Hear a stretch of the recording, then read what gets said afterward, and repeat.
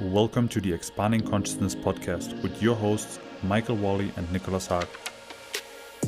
In this podcast, we explore ways to sharpen our awareness, make life more enjoyable, be a little kinder, become more authentic, less reactive, more present, and ultimately expand our consciousness. We're happy to have you along for the ride, and if you do enjoy these conversations, please leave a review or a comment, as this goes a long way for us. Enough of the promotional talk and enjoy this episode. Welcome to this week's podcast. For today, we want to talk about sleep paralysis, a really unpleasant experience, which unfortunately I do have sometimes. I have it since I was a kid, appearing to me sometimes. When I talk to people, I learned that many people experience this perhaps at least once in their life. It seems to be kind of a common experience, but for some people it's kind of persistent. It happens multiple nights in a row, and it is a really unpleasant experience, accompanied with a lot of fear, terror, even hallucinations, which is why we thought maybe it would be interesting to dive a bit into this topic and try to come up with an explanation for it, like what could be going on there, because there's not a very satisfying explanation like in the medical field for it. So what happens on a basic level is that while we're in REM sleep, our body pours out these hormones to our muscles, kind of shutting them down to make sure that we don't express whatever we're dreaming, so that we don't hurt ourselves while asleep, right? So that's expected. But what happens sometimes, either while falling asleep or while coming out of sleep, is that it can happen that our mind wakes up while our body is still under the influence of these hormones and still fully asleep. So that gives you the sensation that you're basically paralyzed. And this can happen either within the dream itself, that you get this paralyzed feeling, or it can happen while you already regained awareness of your body. So it can be even that you can open your eyes, that you can perceive your room and so on, but you're not able to move, which, as a reflex is kind of a terrifying feeling, at least when you realize that you cannot actively do anything about it. And sometimes it lasts only a couple of seconds. Sometimes it can last minutes. So what makes this experience somewhat interesting is that while you're in this sleep, it seems that while you're in the state, it seems that you're still in some kind of hypnagogic, dreamlike state. So your perception is still overlaid with, I guess, dream hallucinations. So what can happen is that you can have either visual or auditory hallucinations. So you can see something in your room, you can hear like really weird noises, and there seems to be even a common theme among experiencers that kind of repeats. So this thing goes back like centuries. People have been reporting this. And there was an old term for it. It was called the Old Hag,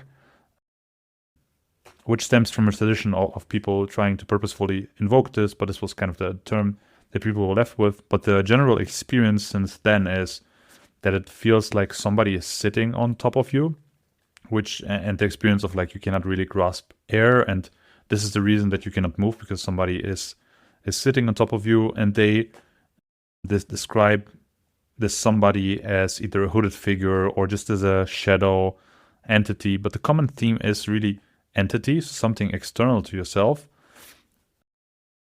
and you definitely feel the presence of it, and the presence being kind of malicious in nature. So that's really fucking creepy. So it's not a pleasant experience. When this happens to me, the only way for me to wake up is I need to scream to activate my body. So I wake up from the dream screaming. So it's a really shitty experience to have.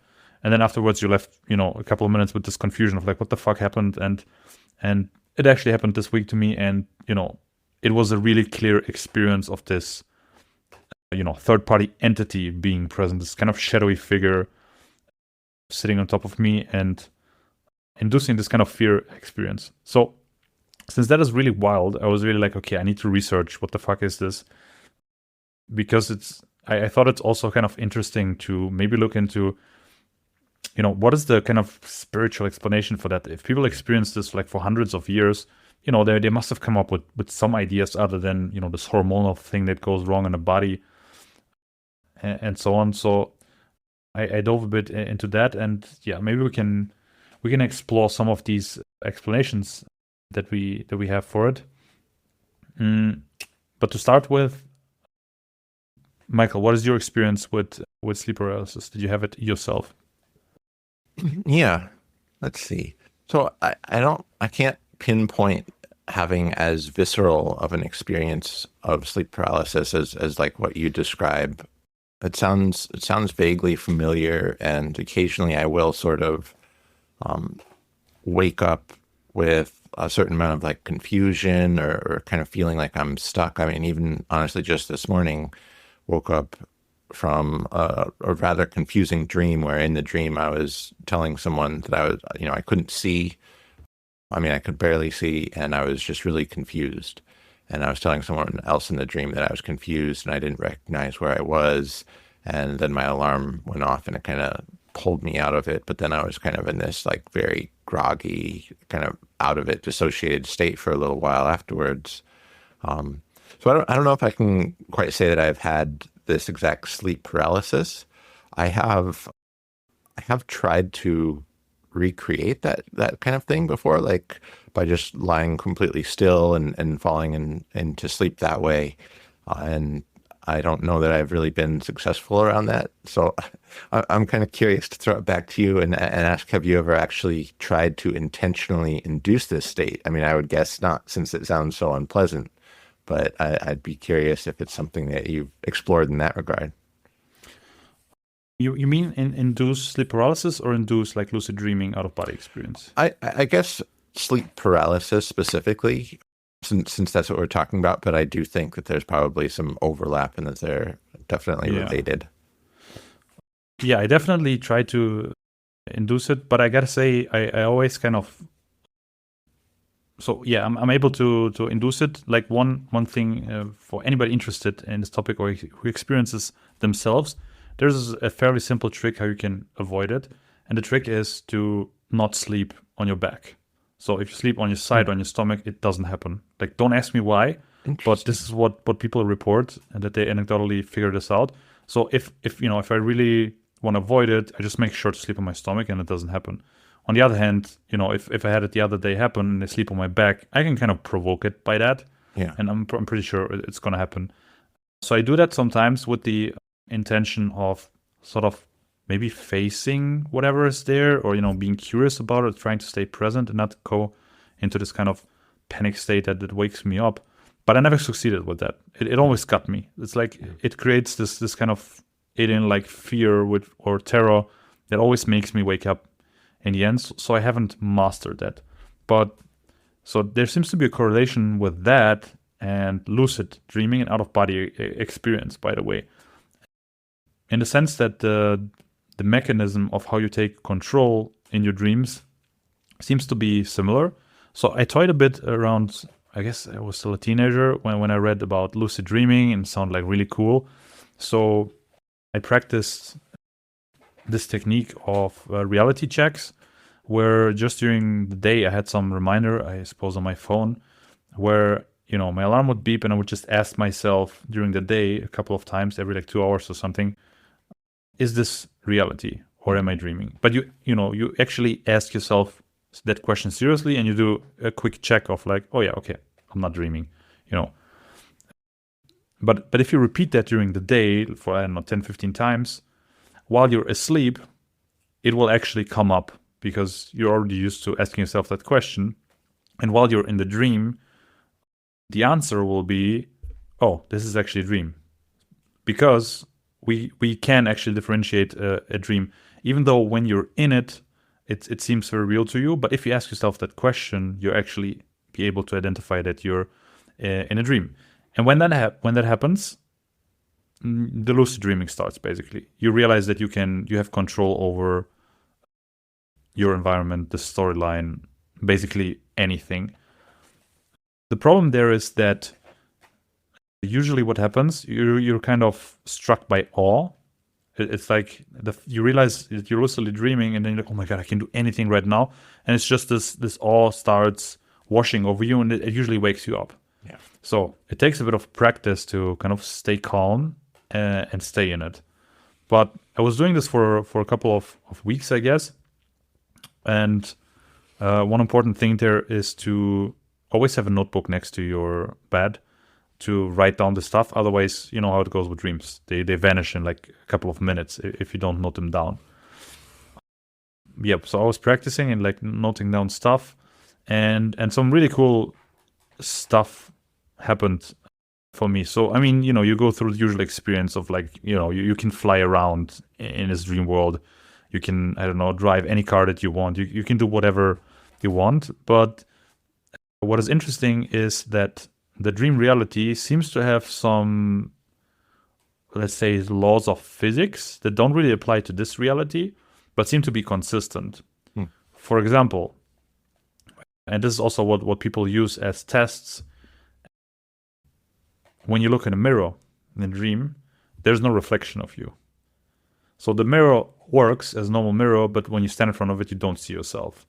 Or light switches, they don't work. It's just a thing. They don't work. What else? Language or written language does not really work like in the real world. So, for example, you could pick up a magazine or a book in there, and you're aware that this is a specific book, and you could look at it, and you know that it's this book. But when you actually start to read it, when you look close at it, the letters start to like, you know, shuffle around, and it's not really readable. So it's not like a persistent thing that we can read like in real reality. So this was really interesting because, I don't know, I thought that every dream is unique in that sense, but it seems to be that there are some stable rules which apply to our dream projections. And that's kind of as far as I've explored that. I don't know why I stopped, I guess because, I don't know, the reality checks were maybe tedious, or maybe I lost interest. Sure. But it's a cool thing I think anybody can experience if they want to. Yeah. I've tried to lucid dream probably, I don't know, 4 or 5 years ago. Just playing around with it, doing the checks throughout the day, doing the journaling. And there was a supplement that I was taking as well. You were supposed to take it right before you go to sleep, and then you were supposed to set an alarm for like 4 hours after you fall asleep. And then you wake up and you take another supplement, and it's like blue pill and red pill or something, right? I don't know how much it really helped. Hard to say.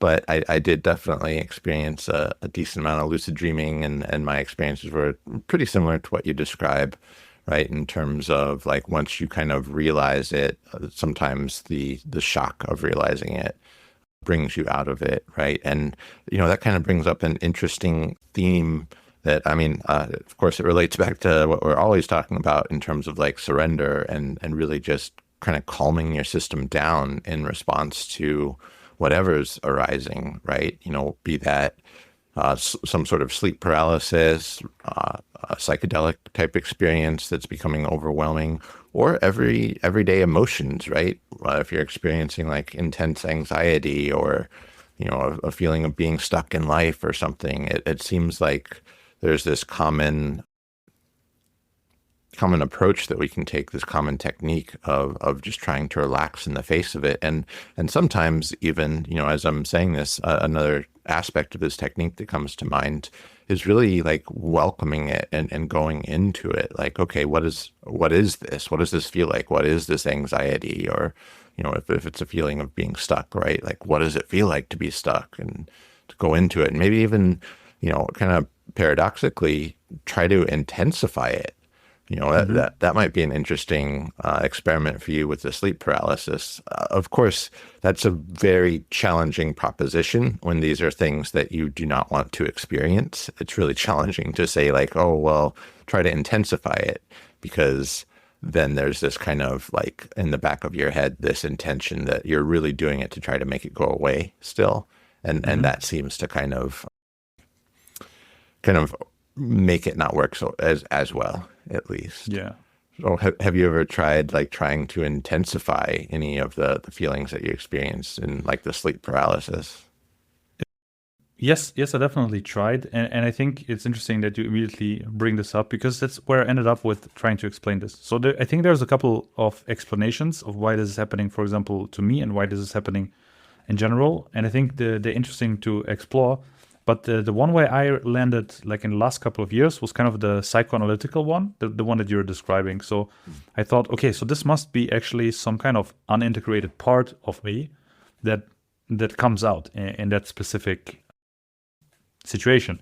And back then, I was kind of for the first time exploring somatic experiencing. I was learning about the nervous system. I was learning about the freeze state. I was like, oh my god, I think my nervous system is really dysregulated, like in general. And I do think that I, had at least like a couple of experiences in my life where my body ended up in freeze. And it just clicked at that moment because at that time I also had these sleep paralysis happenings.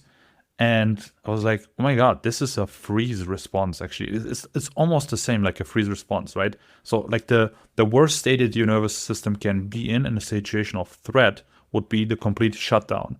And I believe, I mean, I really don't know, but my speculation is that maybe even the hormones or chemicals that make you, that immobilize you, are maybe the same that are excluded while you sleep in REM phase. I imagine this is how it could work. So I was like, is this maybe some unfinished freeze state that, and whatever the fears that I'm experiencing under that is, either connected to a traumatic experience or an unintegrated fear that caused the freeze state in the first place? Or is it just a coincidence? I really don't know.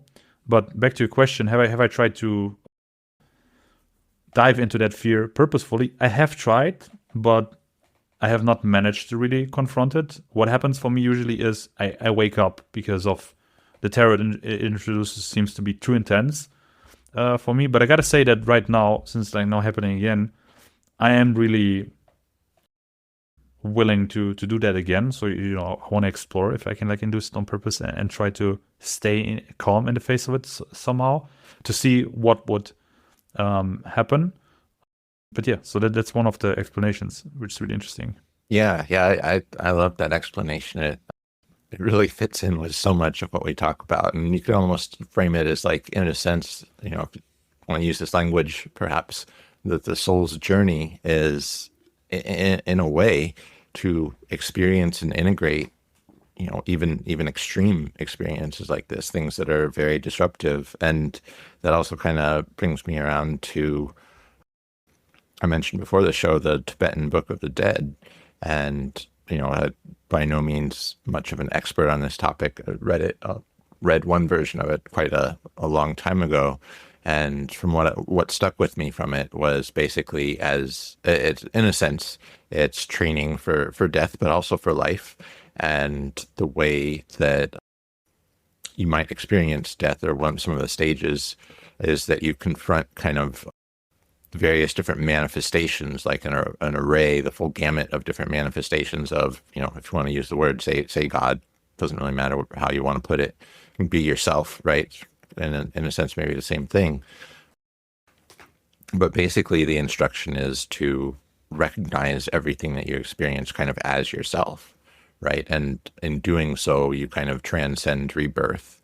It's my understanding, at least. And so that, again, kind of relates back to this idea of trying to integrate the experience, trying to see it as, and maybe this kind of speaks to some of the challenge when you're perceiving like an entity outside of yourself. The challenge is maybe to like integrate that and see that as yourself, right? And yeah, it's just kind of another interesting tangent, and again, so related to this topic of surrender. And I really like using this kind of as an analogy for how to approach everyday life, right? Like, I mean, the experience of sleep paralysis is so much more intense than, something like going through anxiety in your day-to-day life.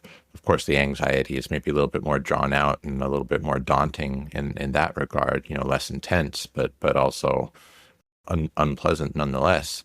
but can we use these as like models for how to relate to challenging emotions? And I think it's really motivating in a sense.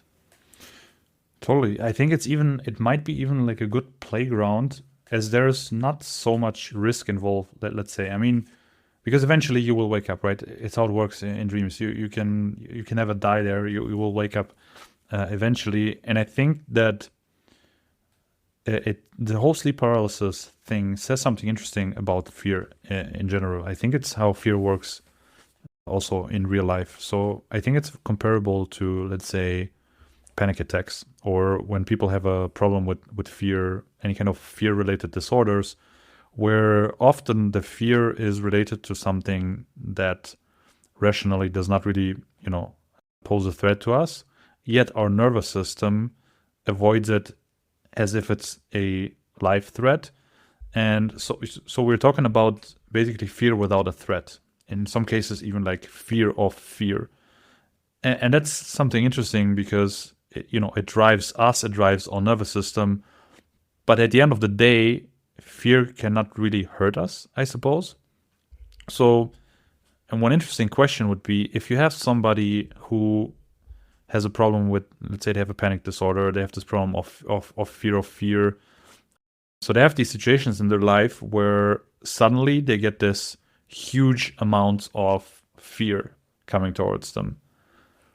What do you recommend?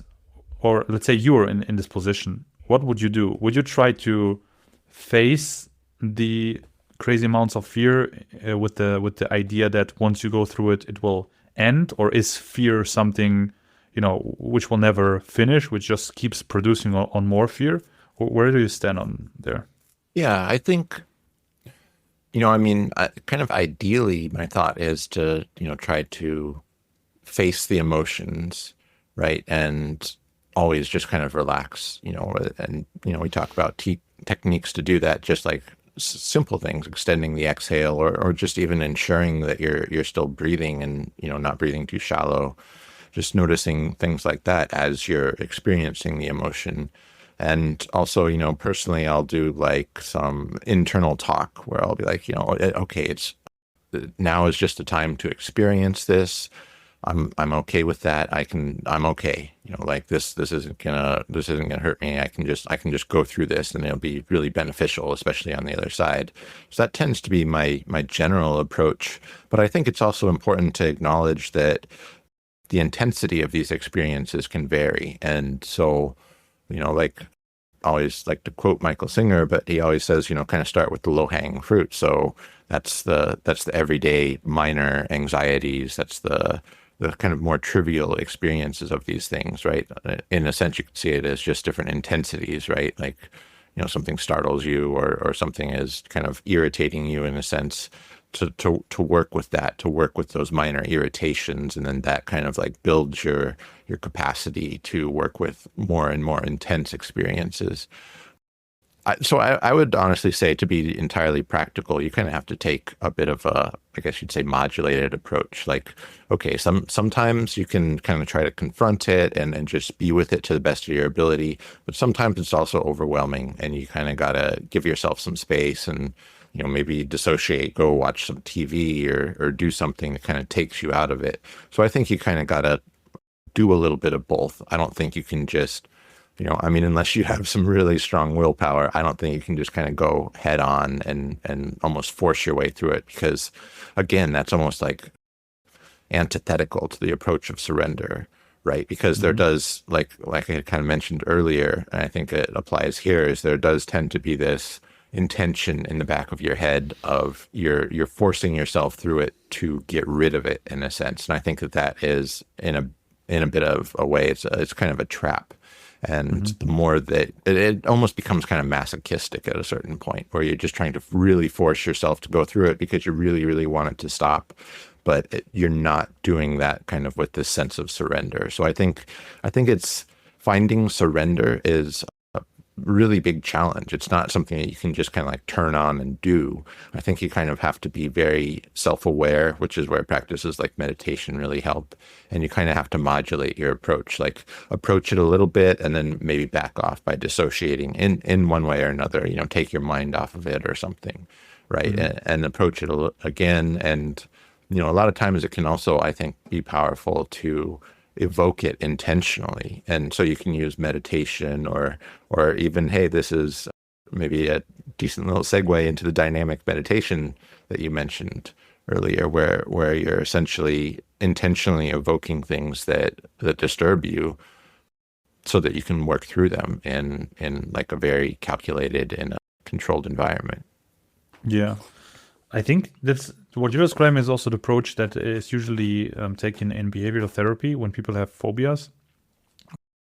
Think of somebody who has fear of spiders. They will basically gradually expose them, first put them in the same room with a spider, and then at the end of the therapy, the spider should actually walk on their hand, and it shouldn't create a problem for the nervous system anymore. So in general, that's how exposition works, and there seems to be this theory that there's only a certain amount of fear that the nervous system can take. And at some point, it's going to process it basically, and it's going to be over because you cannot be in fear for like hours. It's a matter of like minutes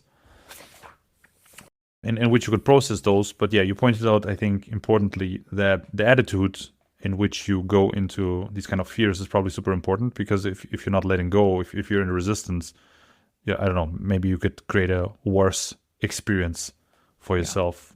But I mean, I'm with you. I'm always for facing emotions. That has been what has been successful for me, for any kind of problems I had in my life so far, was always facing them. So kind of following the maxim, the only way out is in. Yeah.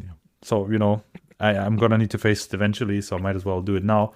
With this particular thing, it's just that it is so overwhelming. And I don't know if it's because of the fear itself, or if it's because you're still in this kind of dream environment where whatever that fear is, it seems real. And you know how it is when you're in a dream, it just feels very real. If that's the thing that creates the overwhelm. But I definitely, I'm aiming for somehow or another facing that thing, in hopes that maybe it'll change the situation. So that would be, if that succeeds, then this means that this explanation is most likely true, what we have for it. But so I'm reading into the topic, and I'm reading a book called Dark Intrusions, which for anybody suffering from sleep paralysis, I really recommend it, because it's written by a journalist who kind of collects these different explanations. For my taste, she goes a bit too much in the whole ghost, poltergeist, demon explanation of it. But I think it's worth mentioning as well, because she kind of she tries to steelman the case for sleep paralysis being a spiritual experience, which I think is interesting, because so far, whatever I read on the internet, people were always just talking about the biological explanation and like hallucinations. That's it. It's like your brain is making up stuff. But that, doesn't discard the fact that you have this experience where you really feel like there's an entity there. And I think it's kind of comparable to whenever we talk about entities, for example, in the psychedelic space, where you also kind of intuitively have this idea that, okay, yeah, there's another being with me, which is not me. And I think that's an interesting experience. Or that also happens in UFO sightings and abductions, by the way. And during the last late century, a lot of people connected sleep paralysis to being responsible for all of the abduction reports, because it is kind of a similar thing. And depending on what you hallucinate in this hypnagogic state that you're still in, you might maybe hallucinate grays. And this is what people experience as well. So there's also this interesting link back to UAP, the whole alien topic. It somehow seems to relate. And there's another correlation as well. But to stay on the topic, is I always hated this explanation, because it's just a part of my mind that I never wanted to open, like ghosts. demons of this stuff.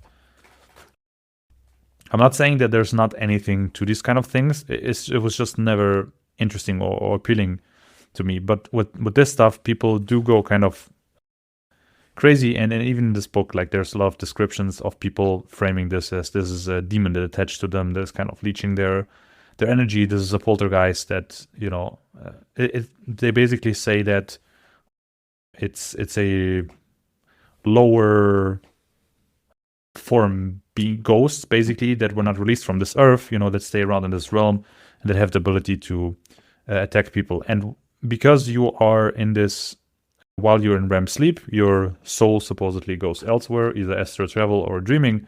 You're very vulnerable. And this is when these beings would attach to you.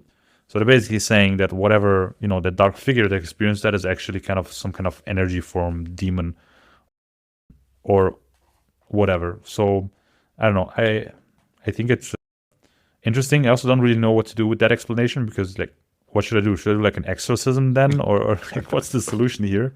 I don't know. What do you think about this explanation?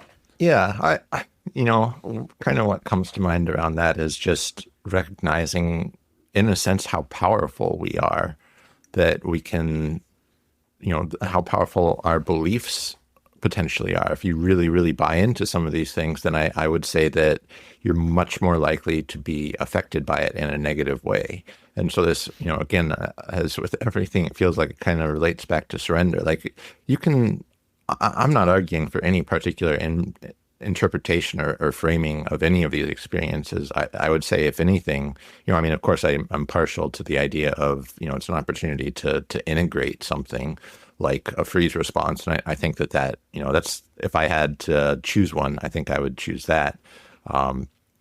But I think regardless of what you choose to believe about these experiences, that it's really important to recognize the power of your belief, right? And see that, in a sense, that's the ultimate power that you're dealing with. It may not be something, in a sense, outside of yourself, but really you're witnessing the power of your own belief. And in that regard, the best way to work with it is kind of to let go and to see that, I don't want to say that it's not necessarily that it's not true, right? But rather to say, like, to kind of hold it loosely, to hold any of the beliefs that you have around it very loosely, and to be open to other possibilities, and to not be afraid, right? I mean, it goes back to that idea of what we experience upon death. According to the Tibetan Book of the Dead, is you're going to experience all of the most fearful things that you can come up with, but at the end of the day, it's all yourself. It's all your own belief. It's all your own projection, right? I mean, it's kind of, Plato's allegory of the cave. It's the projections, it's the shadows on the wall that you're becoming enthralled with, right? When it's really just a projection. It's not real, right? And so I think that there's potentially value in temporarily, loosely taking on some of those interpretations, whether it be like some sort of demonic possession or something, and working through it, right? And not getting too caught up in it. I think that's where we encounter things like psychosis, right? In a sense, I mean, in my own experiences through psychedelics, I felt like there were times that I could very easily see how someone could go a little bit crazy, right? You just have to really buy into these beliefs, or the way that you frame something. Just buy into it wholesale, and don't allow yourself to grip it as tightly as possible. And this is what's happening, right? And I think that that is potentially problematic if you do that. So to just hold it all very loosely, I think is a wise approach, because I think I guess it's potentially useful, I would say, to allow yourself to take on some of these alternative, perhaps fearful explanations, only to disempower them, right? To actually work through them, because the more afraid of them you are, potentially you're setting up a stronger belief in it, right? It's like the fear is very, very powerful. And if you continually invest fear in this, like, oh, I don't want that explanation to be true, eventually it's almost like a self-fulfilling prophecy, where it kind of does become true, at least within the context of your experience. Mm-hmm. what helped me understand this better was one term that was brought up in this book as well, and the author quotes that it comes from Michael Talbot, the guy that does the holographic universe, where he has a book about that. Originally brought up this term, and the term is omnijective. So they were speaking that these things, these experiences are not subjective, they're not objective, but there's something in between. And what is meant by that is that this is kind of the explanation why all of these experiences of sleep paralysis are almost the same, but also somehow different. Meaning that there's always an entity present, but then you have people that have a hooded figure. They have the shadow figures, they have the grays. They have all these different things happening, but, what happens is almost the same. And the idea is that there's always a subjective layer of our unconscious playing into when we're either hallucinating or in this hypnagogic state or in the dream state. Every dream always has projections of our unconscious in it. So whatever we experience in these kind of states, we should not take for face value. We should be at least aware, okay, there's a part of my personality in this. And this is why objectively, the experiences are not always 100% the same, but, almost the same. And this is kind of omnijectiveness. And I think that actually applies, so it applies to dreams as well. And I think it also applies to psychedelics. Like I also love to listen to people talk about DMT experiences with entities and so on. I find it very interesting. And I think the same thing is going on there. The people, you hear stories that are somewhat similar, but you always have this touch of their own projections in the hallucinations. Yeah, I really love that term, objective, because I'm always kind of, and recently I suppose I've strayed a little bit more towards just seeing absolutely everything as subjective, but there does seem to be, some commonality that suggests some degree of objectivity. So I really like this concept of omnijective, just some kind of somewhere in between.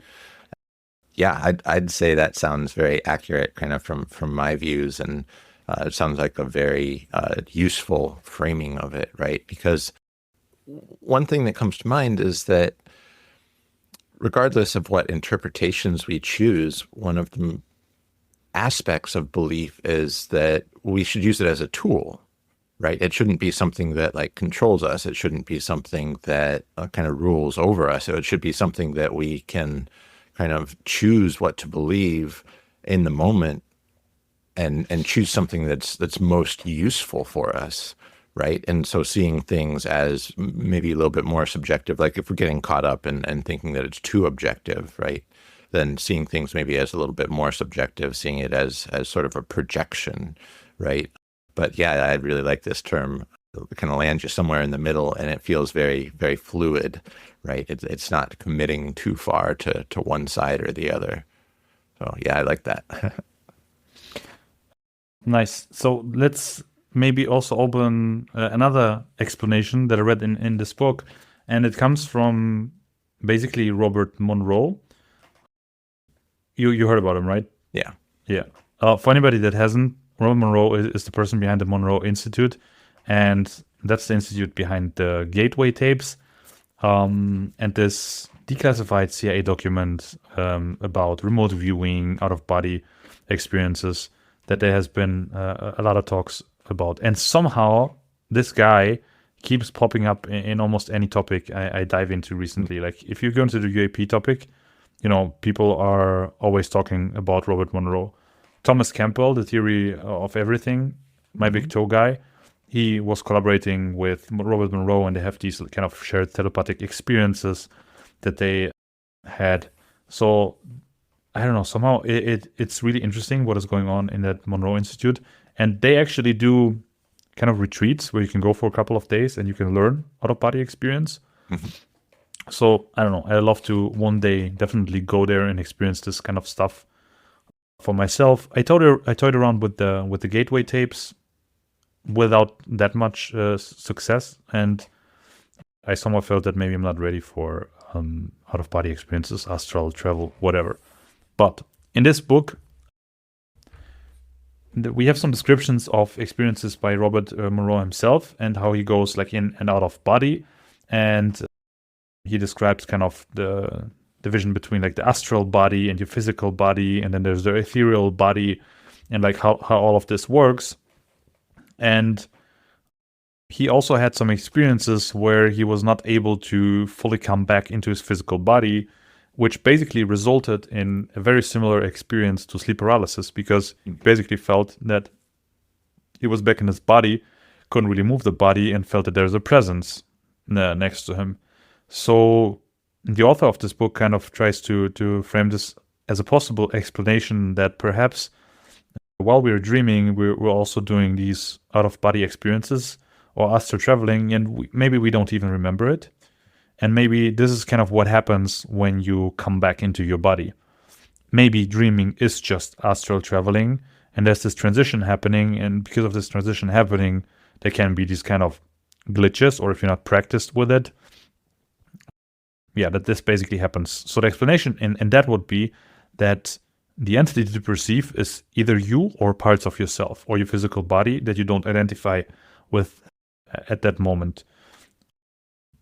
And I also read Robert Monroe saying in other places that sleep paralysis is somehow just a gateway to astral travel, basically.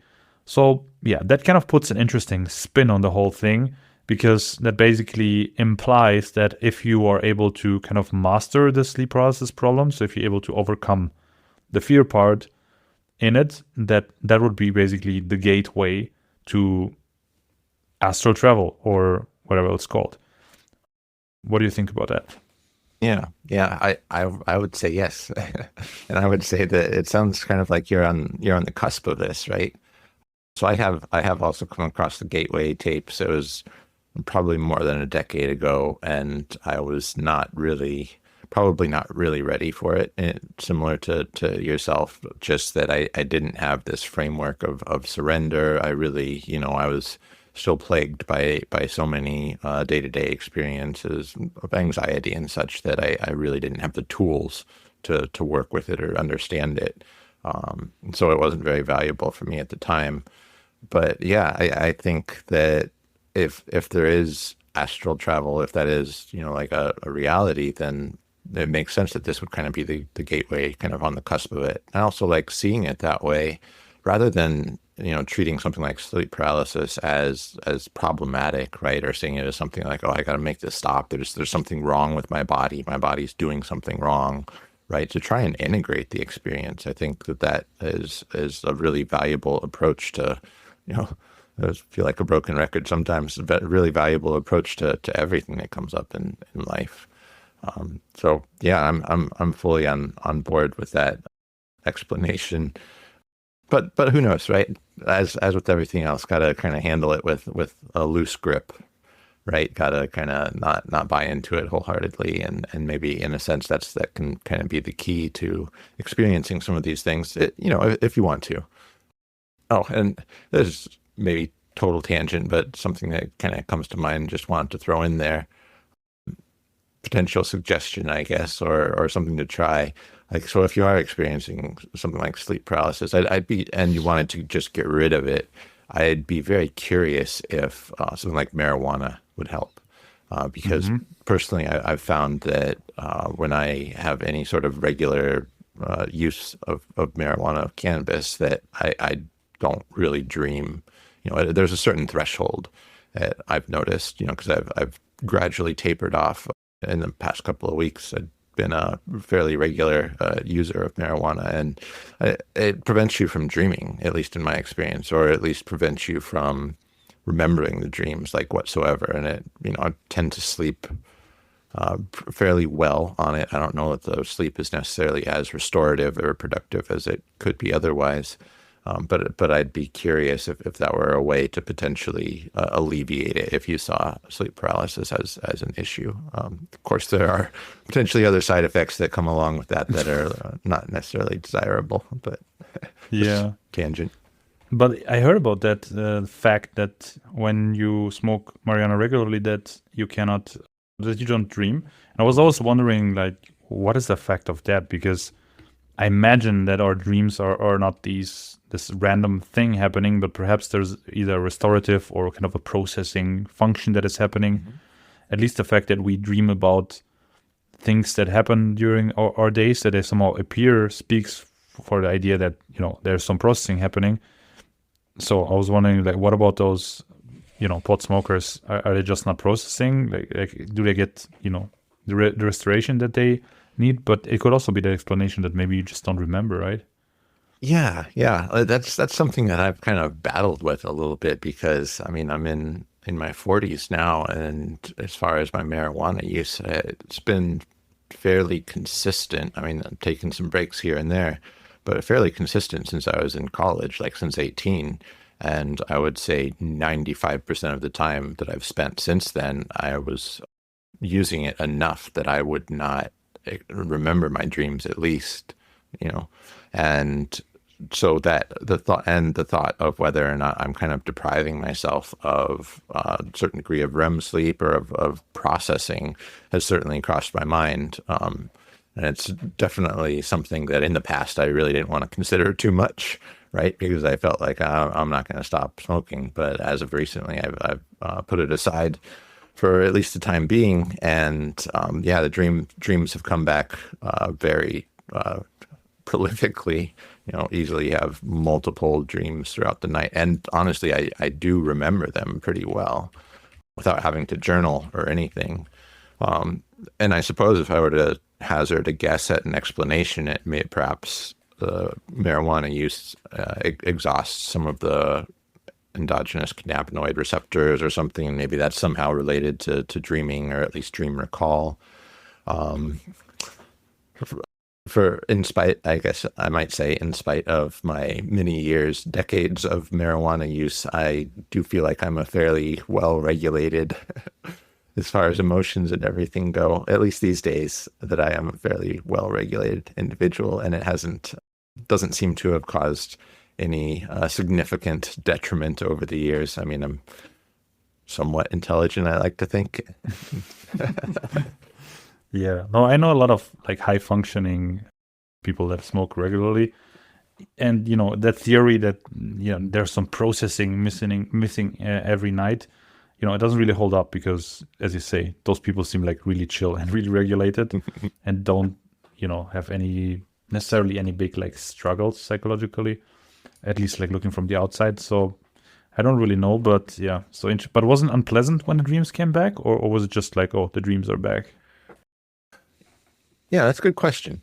I would say that, yeah, initially and for the most part, most of the dreams are somewhat disturbing, but I have just really strongly adopted and kind of inculcated in myself this approach of surrender. And so I honestly welcome the troubling dreams. I see it as an opportunity to process emotions that otherwise might not arise in my day-to-day life.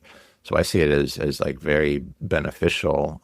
And it seems like, you know, if the content of the dreams are any indicator, it seems like I'm reaching a point where I'm more capable of processing the same dreams that were previously much more disturbing.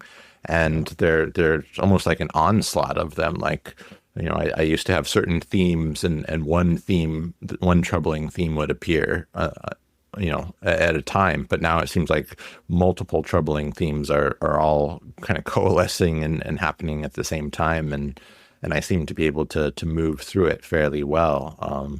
So yeah, I find it just a fascinating journey to have the dreams come back, and I'm happy to have them back. I actually recently have started having more pleasant dreams. I was flying in a dream last night, and that felt really good. That was really cool. Nice. Yeah. Yeah, the thing with dreams is, I don't know, there's somehow a language to them, and I don't know if that's like unique for everybody.